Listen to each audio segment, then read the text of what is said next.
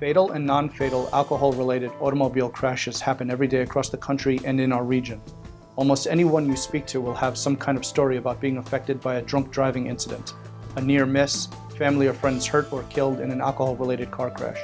These lives are changed forever. So I work a lot, and my wife said that she strongly recommended that I get out of my own head and get out into the world and do some exercising. So, being the good husband and listening to my very smart wife, I decided that she was right, and I went out and I started doing exercise walks.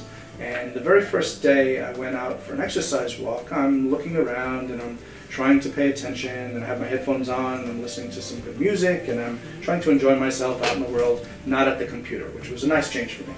Yes. And somewhere halfway into my walk, I don't remember exactly how far I'd walked by this point, I looked down and I saw these small alcohol bottles in the street, crushed by cars. And I think probably the first time I saw it, I wasn't paying very much attention to it. But then maybe the second or third bottle that I saw, it started to click in my head that maybe this was a theme. So, not having any way to document this, I finished my walk, I went out, I went home, told my wife how much I enjoyed this, and then the next time I went out, the next day most likely, I brought my camera. And she caught me going out with the camera, and she's like, "What are you doing?" And I'm like, "Oh, I'm going for my exercise walk." She's like, "What's with the camera?" I said, "Well, I just wanted to take some pictures." And that's when I started documenting, finding lots and lots of these small, some people call them airplane bottles, some people call them nips, these small alcohol bottles, 50 milliliter alcohol bottles. And then I started documenting all of them that I saw. And what struck me was that in all likelihood, these were tossed out of someone's car. Finding these bottles in the street struck home for me in a lot of ways. In my professional life, I am working in the emergency department, a very busy level 1 trauma center here in Rhode Island. And not infrequently, I see people who were driving and crashed their car, or I see the victims of somebody who is really just minding their own business. Their only offense was, being in the car or on the sidewalk and in the wrong place at the wrong time. And through no fault of their own, they are injured, sometimes severely, by people who are driving under the influence of alcohol.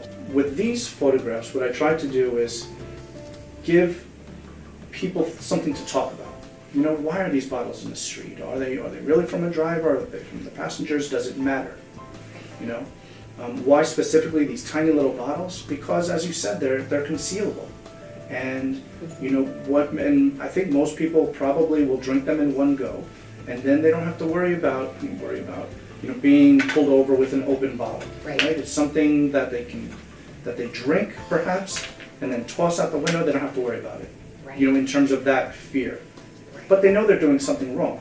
I did some research and crime scene photos and all of this, which I thought was an effective method of bringing the message that I wanted. So these are all photographed in kind of the 1940s crime scene murder photographs.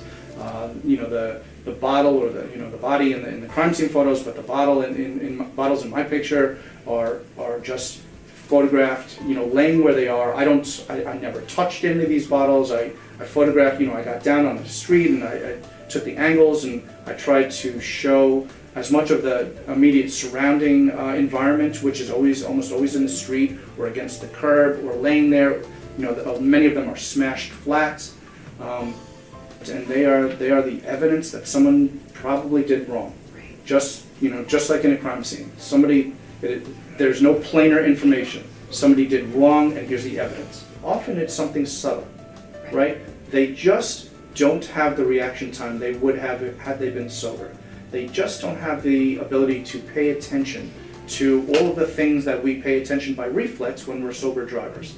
You add a chemical that to the mix that impairs that stops that, and just that fraction of a second delay, that impaired reflex, that misjudgment, and somebody gets injured.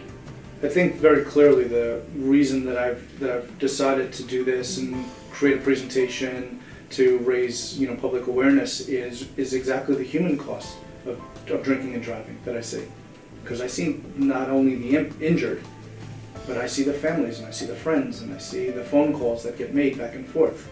And unfortunately, I not infrequently have to make that phone call to somebody's mom or dad or husband or wife or kids and let them know some bad news, some very bad news.